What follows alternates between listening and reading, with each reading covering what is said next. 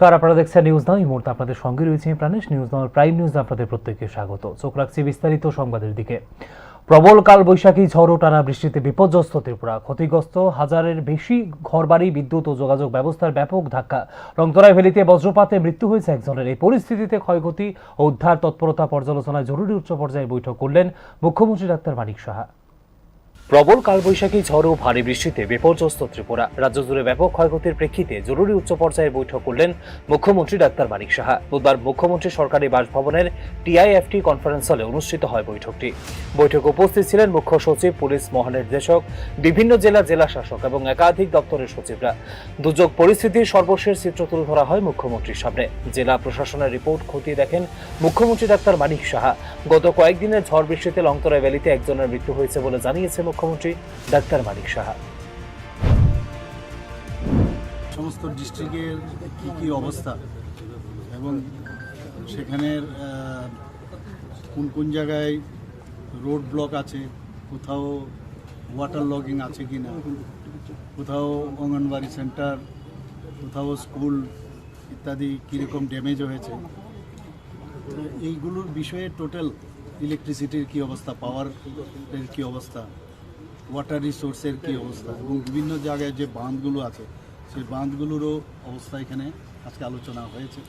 কতজন লোক এতে মানে এই ডিজাস্টারের কারণে ওদের সমস্যা হয়েছে, তো এই বিষয়ে আলোচনা করলাম। আর অ্যাকশন টেকেন, কী অ্যাকশন নেওয়া হয়েছে এবং অ্যাকশন টেকেন যেটা নেওয়া হয়েছে তাতে দেখলাম যে ওনারা ঠিকভাবে কাজ করছেন সব ডিএম সাহেবরা, এবং প্রায় 80% জায়গার মধ্যেই যেসব বিষয়গুলো আমি আনলাম, যে পাওয়ারই হোক, রোড ব্লকই হোক, ট্রি পড়ে যাওয়ার কারণে রোড ব্লক এবং ওয়াটার রিসোর্স বা লাইটনিংয়ের কারণে কেউ মারা গেছে, একজন মাত্র ব্যক্তি মারা গেছেন, এটা লংতরাই ভ্যালিতে। তো সব জায়গায় কম্পনসেশনও দেওয়া হচ্ছে। প্রাথমিক হিসাব বলছে রাজ্য জুড়ে 1500 থেকে 2000-এরও বেশি ঘর বাড়ি ক্ষতিগ্রস্ত হয়েছে। অন্তত 76 থেকে 112টি বাড়ি ভেঙে গেছে সম্পূর্ণভাবে। 1200-টিরও বেশি বাড়ি আংশিক বা গুরুতরভাবে ক্ষতিগ্রস্ত। খোলা আকাশের নিচে দিন কাটাচ্ছে বহু পরিবার। বেশ কয়েকটি জেলায় রয়েছে আশ্রয় শিবির। সবচেয়ে বেশি ক্ষতিগ্রস্ত ঊনকোটি জেলা, সেখানে ক্ষতিগ্রস্ত হয়েছে অন্তত 518টি বাড়ি। রাজ্যের বিভিন্ন প্রান্তে 129টিরও বেশি বিদ্যুতের খুঁটি উপড়ে পড়েছে, ফলে বহু এলাকায় বিদ্যুৎ সরবরাহ বন্ধ হয়ে যায়। সবকটি বিষয় নিয়ে পর্যালোচনা করেন মুখ্যমন্ত্রী ডাক্তার মানিক সাহা। আরও যেখানে গাছ পড়ে রাস্তা ব্লক হয়েছিল সেগুলো প্রায় সব জায়গায় এখন খুলে দেওয়া হয়েছে, রাস্তাঘাট সব ঠিকই আছে। আর রিভার যেখানে আছে, রিভারের সেরকম ডেঞ্জার লেভেলে যায়নি, যেটা জানানো হয়েছে। SDRF তৈরি আছে, পয়সারও অসুবিধা নেই। তো যে জায়গায় অঙ্গনবাড়ির ক্ষতি হয়েছে, যেখানে স্কুল ড্যামেজ হয়েছে, হসপিটাল এক জায়গায় ক্ষতি হয়েছে, এগুলো তাড়াতাড়ি করে রিপেয়ার করার জন্য চেষ্টা করছে। পাওয়ারের সমস্যা আছে, এগুলো প্রায় অনেক জায়গার মধ্যে ভালোভাবে ডিস্ট্রিবিউশন হচ্ছে, সবাই অ্যালার্ট আছে। কারণ প্রাথমিক হিসেবে পশ্চিম ত্রিপুরা জেলায় ক্ষয়ক্ষতি প্রায় 50 লক্ষ টাকা। সরকারি ও বেসরকারি সম্পত্তির বড় সড় ক্ষতি হয়েছে বলেও জানা গেছে প্রশাসনিক সূত্রে। ক্ষতিগ্রস্ত পরিবারগুলির পাশে দ্রুত দাঁড়াতে হবে বলে বৈঠকে স্পষ্ট নির্দেশ দিয়েছেন মুখ্যমন্ত্রী। বিদ্যুৎ, রাস্তা ও পানীয় জল পরিষেবা দ্রুত স্বাভাবিক করার পাশাপাশি জেলা প্রশাসনকে সতর্ক থাকতে হবে বলে এদিন জানিয়েছেন মুখ্যমন্ত্রী। পরিস্থিতির উপর কড়া নজর রাখছে রাজ্য সরকার। সমন্বয় রেখে দ্রুত কাজ করার নির্দেশ দেওয়া হয়েছে সবকটি দপ্তরকে।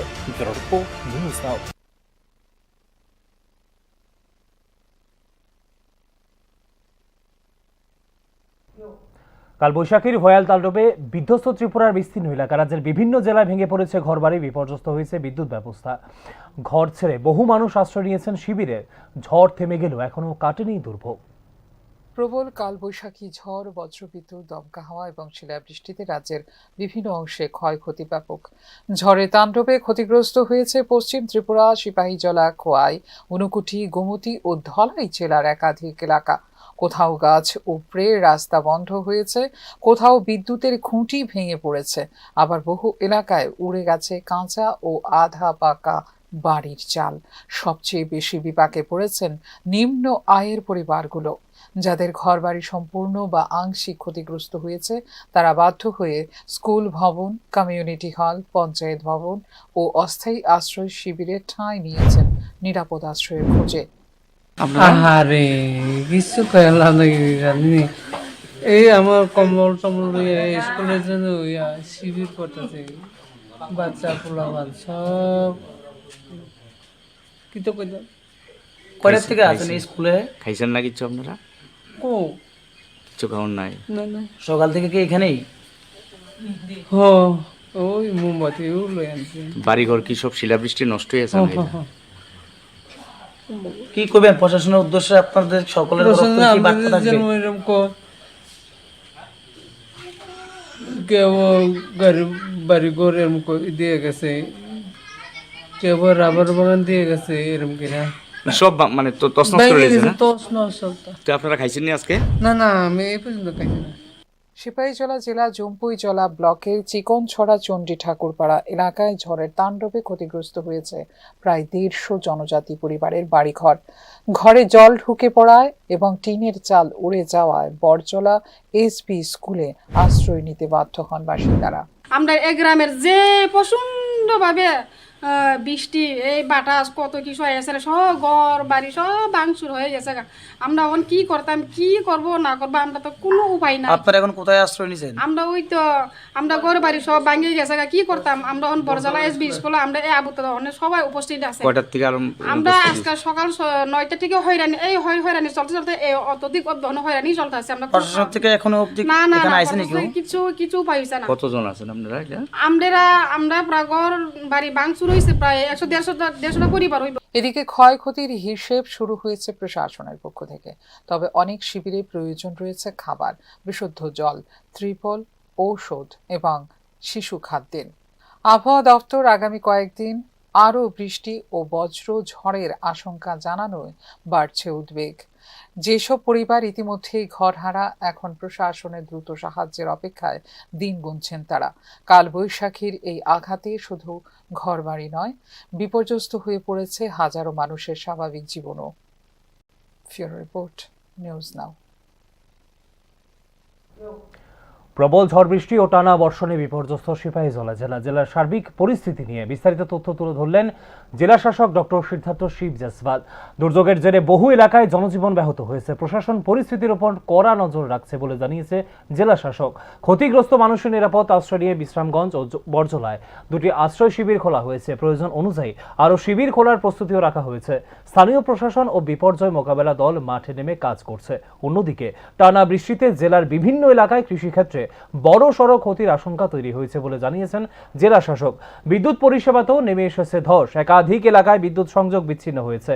যুদ্ধকালীন তৎপরতায় পরিষেবা স্বাভাবিক করার কাজ হচ্ছে বলে জানিয়েছেন জেলা শাসক ডক্টর সিদ্ধার্থ শিব জেসওয়াল। हॉर्टिकल्चर में बहुत एक्सटेंसिव डैमेज हुआ है। टोटल 124 हेक्टेयर्स के आसपास अभी तक जो प्रिलिमिनरी रिपोर्ट आया है उसमें डैमेज हुआ है और 1153 फैमिलीज़ को डैमेज हुआ है। तो इसमें भी जो SDRF नॉर्म्स ऑफ असिस्टेंस होते हैं जैसे उसके अनुसार जो भी हम लोगों का रिलीफ होता है वो हम इमीडिएट प्रोवाइड करने के लिए हम लोग काम कर रहे हैं। सर कोई रिलीफ कैंप है? इसमें हम लोगों ने 2 रिलीफ कैंप खोला है। एक बरजला SB स्कूल में, लठियाचारा स्कूल में। बरजला SB स्कूल में 70 फैमिलीज़ हैं, लठियाचारा में 35 फैमिलीज़ हैं।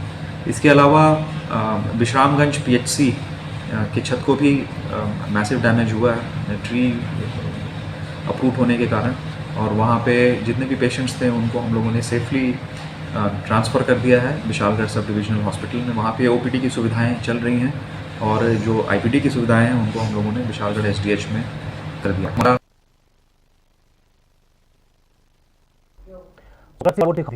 অর্থনীতি ও জীবিকা উন্নয়নের অগ্রগতি পর্যায়ে সফর করছে বিশ্বব্যাংক ফুড অ্যান্ড এগ্রিকালচার অর্গানাইজেশনের কারিগরি দল। TRESP এর কাজ পর্যালোচনা করে সন্তোষ প্রকাশের পাশাপাশি ভবিষ্যৎ উন্নয়নে একাধিক পরামর্শ দিচ্ছে প্রতিনিধি দলটি। রাজ্য সরকারের Tripura rural economic growth and service delivery project বা TRESPর পর্যালোচনা করছে বিশ্ব ব্যাংক ও ফুড অ্যান্ড এগ্রিকালচার অর্গানাইজেশনের কারিগরি দল। বুধবারও খোয়াই জেলার মুঙ্গিয়াকামি 8 ব্লকের মহারানীপুর বিসি এলাকা সফর করে সরাসরি বাস্তব চিত্র পর্যবেক্ষণ করে প্রতিনিধি দল।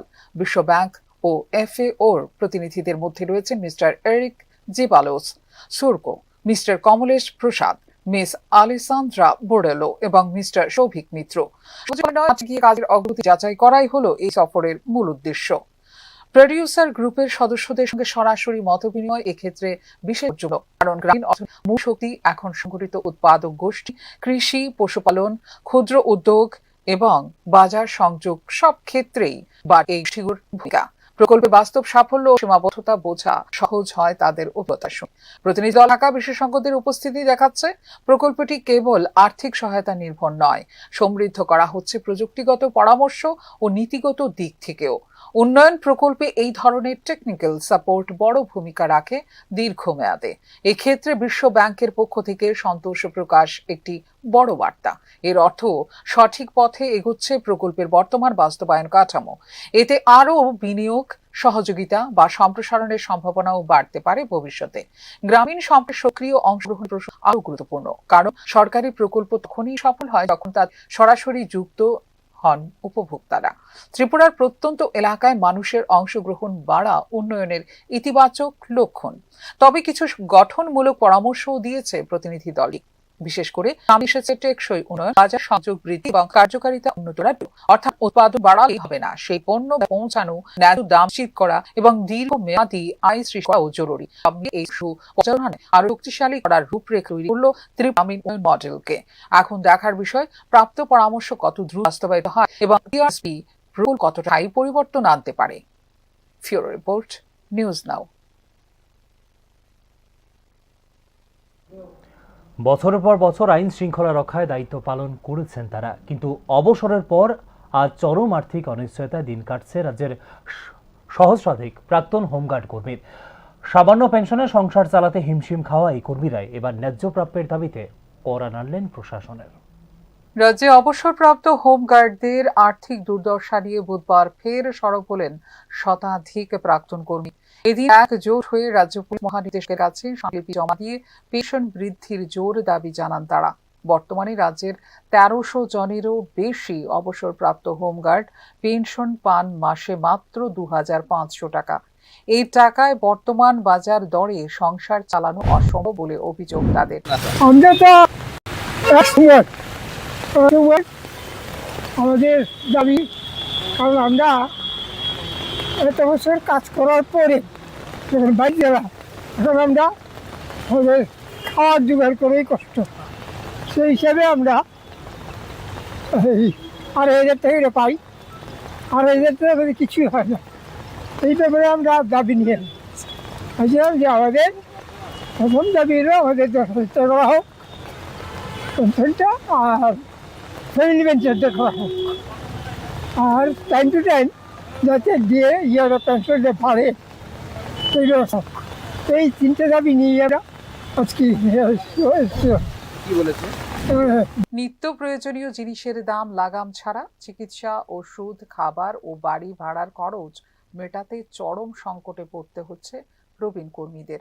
অবসরপ্রাপ্তরা দাবি তুলেছেন মাসিক পেনশন বাড়িয়ে করা হোক ন্যূনতম 10,000 টাকা। দীর্ঘ বছর ধরে পুলিশ প্রশাসনের সহায়ক বাহিনী হিসেবে দায়িত্ব পালন করেছেন তারা। আইন শৃঙ্খলা রক্ষা, উৎসব পার্বণ, নির্বাচন, জরুরি পরিস্থিতিতে নিয়েছেন গুরুত্বপূর্ণ ভূমিকা। অথচ অবসরের পর তাদের জন্য নেই পর্যাপ্ত আর্থিক সুরক্ষা। পুলিশ মহানির্দেশক IPS অনুরাগের সঙ্গে সাক্ষাৎ করে নিজেদের দুর্দশার কথা তুলে ধরেন প্রতিনিধি দল। বর্তমানে কত করে দেওয়া? 2500 টাকা পেনশন। আজকে মূল পেনশনের দাবিতে এখানে আছে। হ্যাঁ, পেনশন দাবি। কতজন রয়েছেন আপনারা? আমরা এখানে তো এখন বর্তমানে আছি 20 জন। অনেকে দূর দূরান্ত থেকে আইতে হবে, তারা না করে দিচ্ছি। সারা রাজ্যে আপনি কতজন আছেন? কতজন লোক প্রায় 1300। আজকের দিনে 2500 টাকা দিয়ে কিভাবে আপনারা মনে হয়? আজকে খুব কষ্ট, ডাক্তার দেখার লাগে, ওষুধপত্র বয়স আপনার অবসরপ্রাপ্ত হোমগার্ড কর্মীদের মৃত্যুর পর তাদের স্বামী বা স্ত্রী যেন পেনশন সুবিধা পান সেই ব্যবস্থা চালু করারও জানানো হয়েছে আবেদন। এতে পরিবারগুলোর আর্থিক নিরাপত্তা নিশ্চিত হবে বলে জানিয়েছেন অবসরপ্রাপ্ত হোমগার্ড কর্মীরা। রাজ্যে অবসরপ্রাপ্ত হোমগার্ডদের দীর্ঘদিনের ক্ষোভ সামনে এনে দিল এদিনের ডেপুটেশন। এখন প্রশাসন কি পদক্ষেপ নেয় সেদিকেই তাকিয়ে সংশ্লিষ্ট মহল। ফিউরো রিপোর্ট, নিউজ নাও।